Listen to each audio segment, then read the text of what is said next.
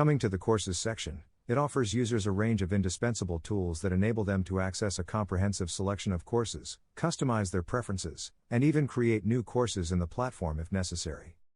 These indispensable course management and organization tools greatly help optimize the academic experience for faculty and students. If you're a super admin or faculty member, you have a few tools in the Courses section. One of those is the Course Catalogs, which gives you a list of courses and options for filtering and sorting. You can even create new courses with all the important details like their number, description, department, start and end dates, program, and category. Another tool you might find helpful is the Course Schedules feature. This one lets you schedule courses and get into all the nitty-gritty details like start and end dates, times, instructor, capacity, and student types. And if you need to specify which days of the week the courses meet, you can do that too.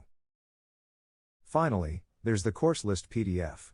This handy tool lets you export all the courses and schedules into an offline format so you can easily view and share them with students and instructors.